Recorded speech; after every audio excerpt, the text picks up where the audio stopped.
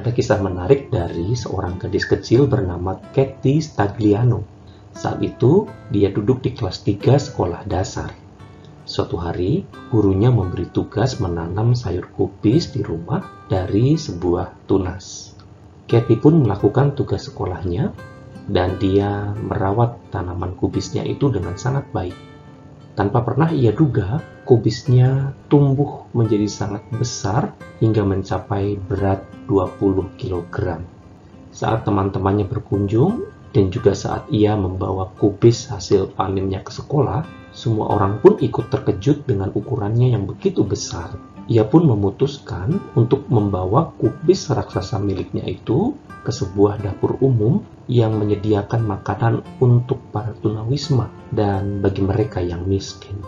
Kubisnya yang besar ternyata bisa memberi porsi makan hingga 270 orang, dan ada banyak orang merasa bahagia dengan apa yang mereka terima dari sayur kubis itu. Ketika ia melihat sekian banyak wajah yang merasa bahagia yang ikut menikmati hasil panennya, Katy pun tergugah untuk melakukan hal yang lebih besar. Ia mulai menanam sayur-sayuran di kebunnya dan menyumbangkan hasil panennya ke dapur umum untuk memberi makan lebih banyak lagi orang-orang yang membutuhkan. Nah, ternyata upaya yang dilakukan oleh Katy Stagliano ini berkembang sangat pesat, dan kemudian dari situ ia dapat menggugah banyak orang di sekitarnya, hingga kemudian ia membuat sebuah proyek untuk dapur umum dan menamakan proyeknya itu sebagai Katy's Crops, yang bertujuan untuk menyediakan bahan sayuran ke berbagai dapur umum. Saudara terkasih, melihat kisah Katy kecil pada saat itu, saya mengingat sebuah firman Tuhan dalam Matius pasal 5 ayat 16 yang berkata, "Demikianlah hendaknya terangmu bercahaya di depan orang, supaya mereka melihat perbuatanmu yang baik dan memuliakan Bapamu yang di sorga." Saya begitu terkesan dari kisah itu ketika mengkaitkannya dengan firman Tuhan ini.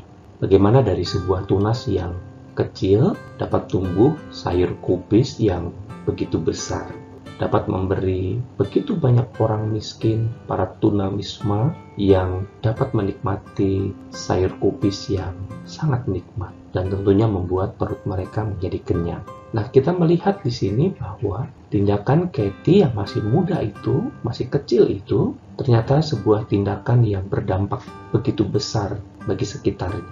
Dari sebuah tugas sederhana dari sekolahnya, lalu muncullah sebuah ide besar untuk dapat membantu, dapat berdampak bagi orang-orang di sekitarnya. Dan yang juga lebih menarik lagi bahwa tindakan kecil Katy ini ternyata juga menginspirasi begitu banyak orang di sekitarnya yang kemudian juga rindu untuk ambil bagian di dalam pelayanan bagi dapur umum di berbagai tempat. Saudara terkasih, maka ketika perbuatan baik yang boleh ditunjukkan, hasilnya kemudian menularkan perbuatan-perbuatan baik yang menjadi meluas dan semakin besar, boleh berdampak lebih besar lagi ke dalam masyarakat. Dan jikalau kita boleh menghayati hal itu sebagai anak-anak Tuhan, jika kita juga boleh melakukan segala tindakan-tindakan yang baik itu, lalu menjadi contoh dan menjadi teladan bagi banyak orang, maka kita boleh sungguh bersyukur bahwa tindakan itu akan dapat memuliakan nama Tuhan. Oleh karena kasih Tuhan juga boleh menyapa begitu banyak orang yang membutuhkan. Dari sini kita boleh belajar, sekecil apapun sebuah terang, sebuah cahaya, ia akan tetap mengalahkan kegelapan. Sekecil apapun tindakan baik kita, tindakan kasih kita, itu akan tetap menjadi berkat bagi orang-orang di sekitar kita. Maka bayangkan, jika ada semakin banyak orang mengerjakan tindakan-tindakan kecil saja dari kebaikan, dari kasih yang bisa dilakukan, tentu dampaknya akan lebih terasa di tengah kehidupan kita bersama dengan yang lain. Dan biarlah di dalam itu semua nama Tuhan dipermuliakan. Amin.